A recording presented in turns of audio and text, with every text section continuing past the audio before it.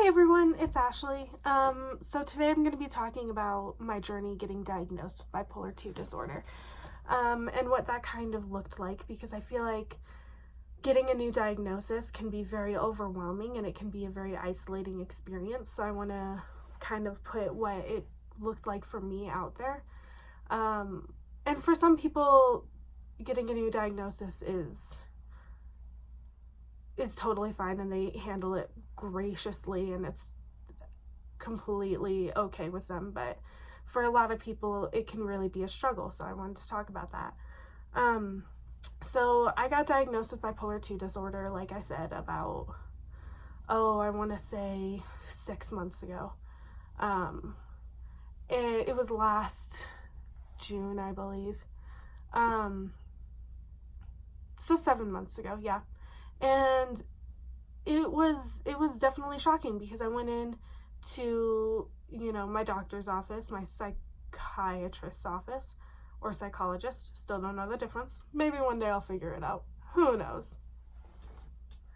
But I went into their office and I, like I said previously, I did like the questionnaire thing, answered some questions about, how much I was sleeping, and talked about how I felt when I was getting a low amount of sleep and how I felt when I was getting a high amount of sleep. So I felt depressed when I was getting too much sleep. I would feel lethargic and, it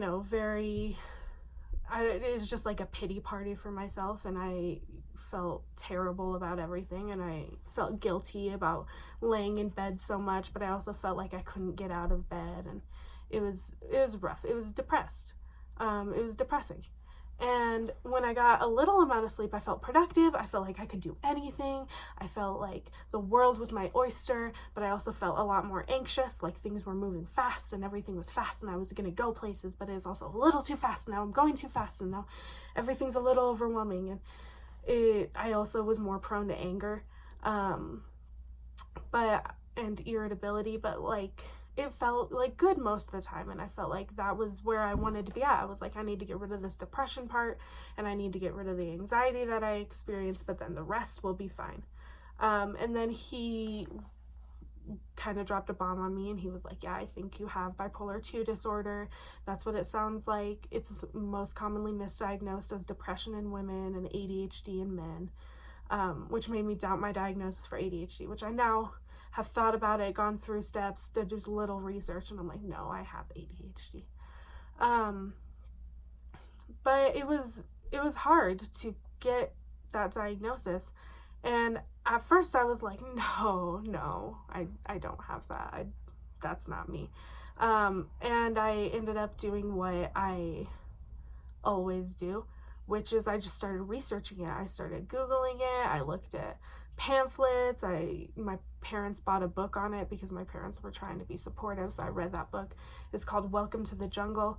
I highly recommend it. It was a great book.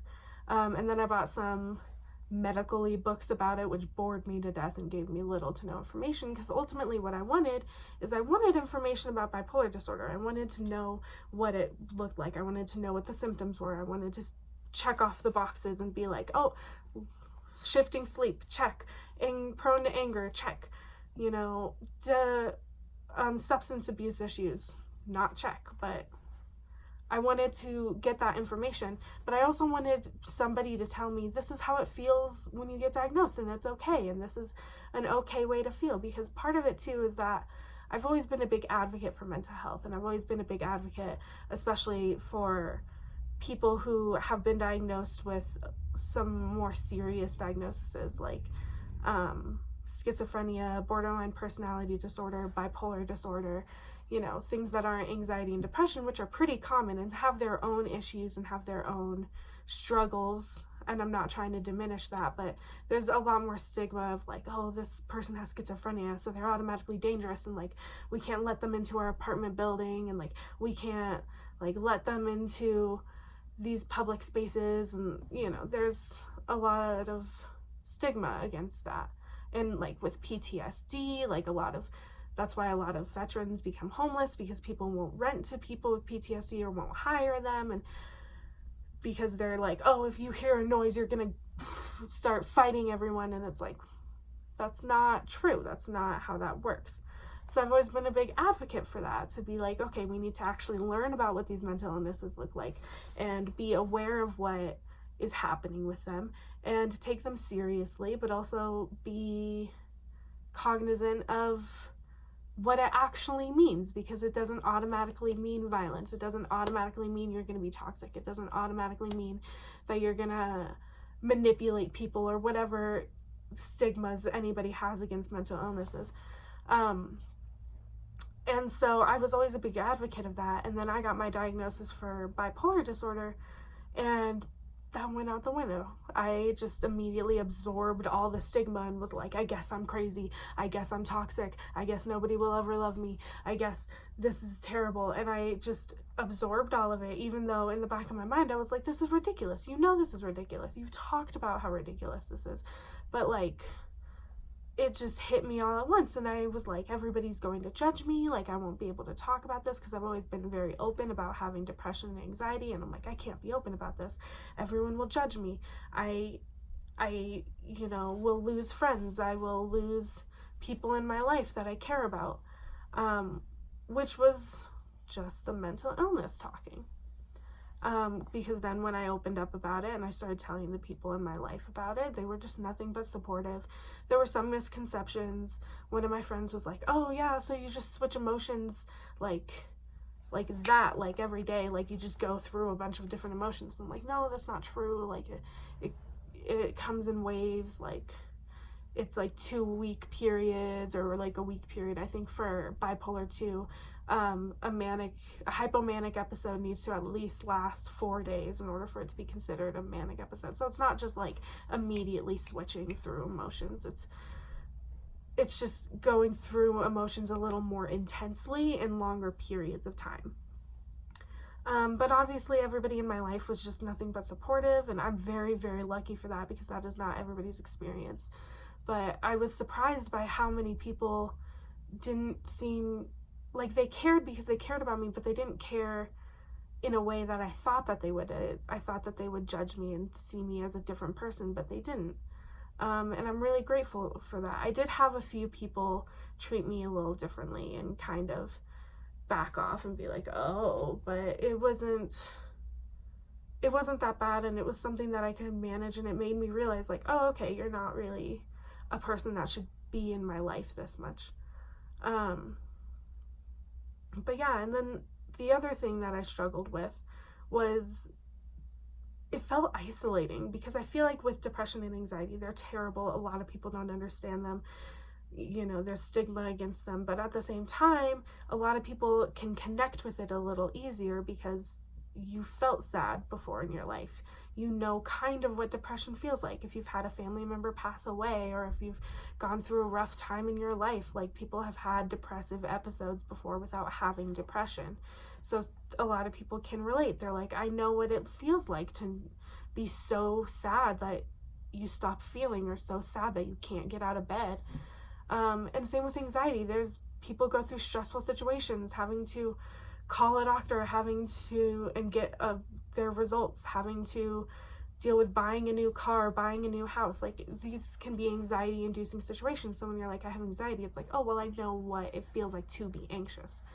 But with a hypomanic episode, it's harder to explain. I'm like, oh, I'm going fast. And it's like, okay, well, what does that mean? That's kind of vague and stuff, and that doesn't necessarily mean anything. And I know what I mean, but other people may not know what I mean.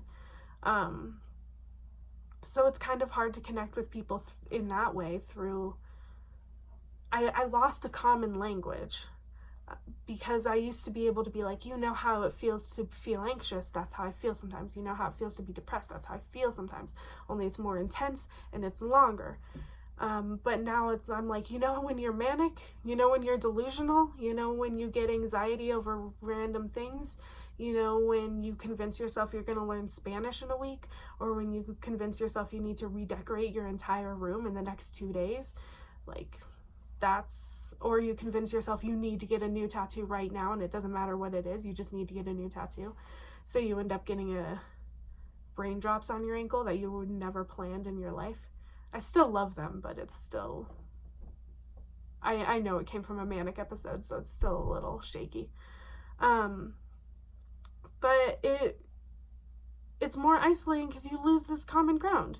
And that's really hard to deal with because I was always I always talked about my mental health very openly, and I felt like I couldn't do that anymore because I felt like it was like speaking another language, like trying to communicate and trying to get these ideas across, but it was just like a lost in translation. So that was very difficult for me too. And it was also hard because I wanted somebody to talk to who also had bipolar disorder so that I could be like, isn't getting the diagnosis crazy? Like, isn't this like a life-changing event? Because things didn't actually change. Everything was still the same as it was before. I just felt like everything was different. And so I wanted to talk to someone about it, but I didn't know a whole lot of people with bipolar disorder. So that also felt pretty isolating. And doing research on it was its own adventure because I found a lot of medical books that were just boring and would explain like exactly the things that I already knew, and they would try to explain what a manic episode felt like, and I'd be like, well, I know what it feels like. So reading and doing research wasn't as helpful as I had hoped, except for there was one book called Welcome to the Jungle that I highly recommend. But yeah, and then the last thing I want to talk about is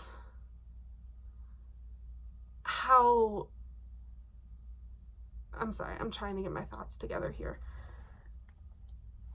is how much it did change for me and how much I second guessed a lot of my memories, because I started to go back and I started to reread past journals and everything, and I would be like, well, I was really happy here. Was I just happy, or was I having a hypomanic episode? Like, well, what, I was angry here, like, was that part of a hypomanic episode, or was I just angry? Like, was that founded or was that unfounded? Like, because I knew when I was depressed, but I didn't know what a hypomanic episode looked like. And when I got diagnosed, I immediately went on some medication, which was also a struggle because I was always like, oh, I'll take one pill for depression and I'll take it on and off throughout the rest of my life, but like, I'll like figure it out. But with bipolar disorder, you get a lot of different medications. And I am currently on 4 different medications, and I was never comfortable with that, so I had to grapple with the fact that I would be on medication for the rest of my life, and I would have to be on a lot of medication for the rest of my life, and that was another journey for me, which I may talk about in another video. But it was hard to assign my past memories into these little boxes, and I ended up talking to my therapist, and she was like, you need to stop doing that. Like, you need to stop doing that.